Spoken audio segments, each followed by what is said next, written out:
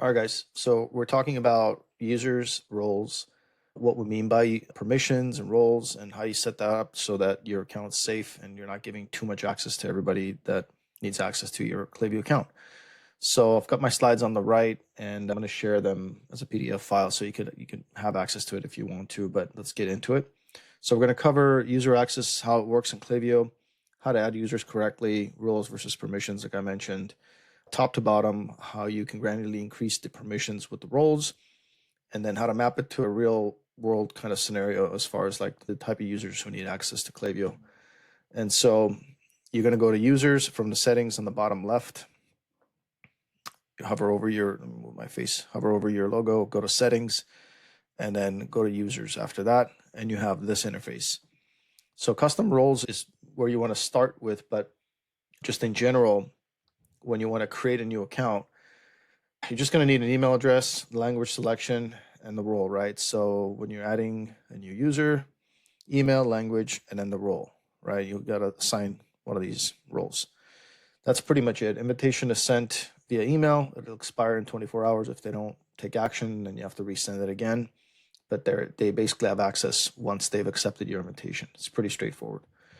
Now, Klaviyo provides obviously default roles out of the box, but if you want to customize the permissions and what people can have access to, if you have multiple people besides yourself, let's say you're the account owner, but you're also an admin, but you need to give access to multiple different people, you can actually customize and control who has access to what.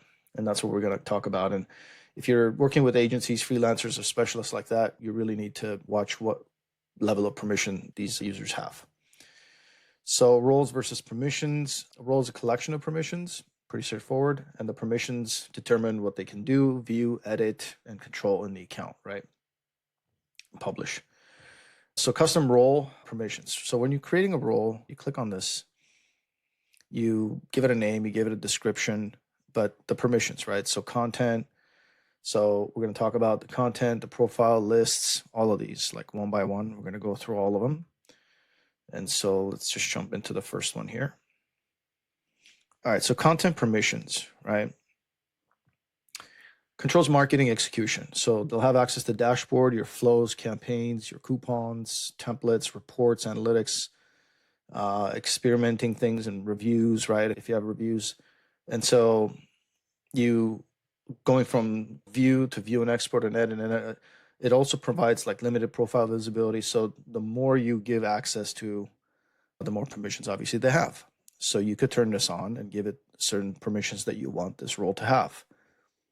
All right, let's go to profiles and lists and segment permissions now. Okay, so this is controls access to customer data, right? So profile, lists, and segments. So you need to decide, do you want to give view, export, or edit? And we recommend only enable when customer level data is required, right? And most of the time, if you have one primary person who's running your email marketing, they pretty much need admin level access to almost all of this stuff, except for certain account and maybe even API and integration stuff down here. If they're not very technical, you want to leave those out. But here, this particular access is pretty sensitive, so it's going to give them access to the customer profiles, the lists you have, and the segments you have. Most of the time, somebody who's running your campaigns need access to this kind of stuff, so you have to give them access to it so they can properly create your segments and whatnot. Going into billing and management. Controls billing visibility and changes. Who do you want to give access to your, having access to your billing? So billing plans, account usage, preferences, payment history. This is probably ownership, like account level owner should have access to this. I don't really see the point of somebody who's not an owner to have access to this. Even agencies don't really need access to this kind of stuff. But maybe initially when they're creating an account for you, but after a while, after the account's created and everything's flowing, you want to remove permissions from agencies on that level.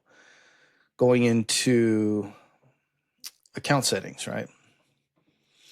So view, update, manage all sections under the accounts tab. So this is like emails, SMS settings, deliverability, attribution, push, security settings.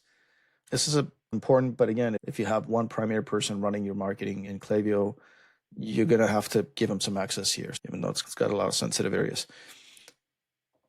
Let's go to API keys and integrations. This is integrations between Klaviyo and other platforms like Shopify, right? So if somebody's, again, fresh setting things up, they need access to this. And so once it's set up, you could technically remove if you're not going to be integrating. You're not going to be integrating a lot, right? Once you have your setup with Shopify, maybe a couple of other platforms, you're set.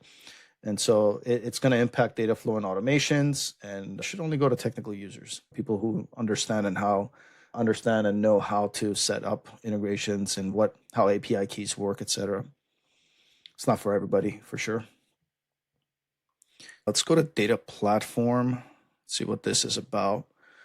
So yeah, advanced data infrastructure. This is getting even more technical. So transformations.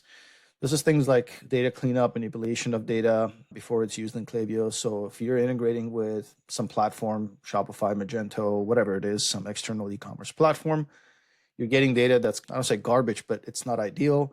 And you want to massage that data, clean up that data before Klaviyo starts using it.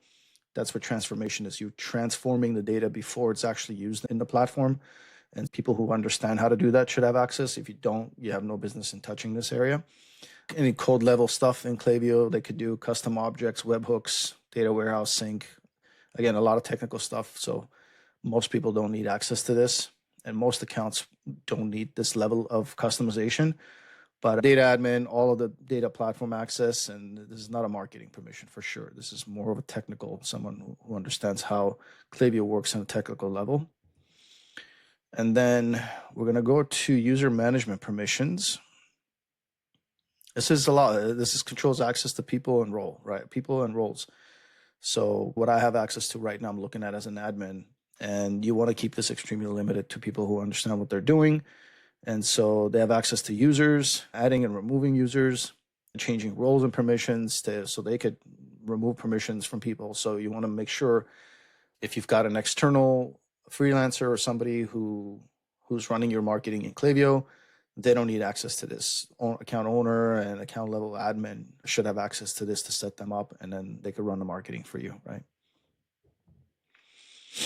So real world role mapping, right? Some practical example of who can have access to these permissions.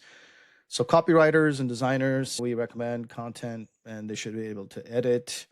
Email marketers, content, edit and publish, and then profile list segments, they should have view and edit permissions. So you can go through all these, but this is typical. But again, it's customizable. So for each role, you could go ahead and set this up.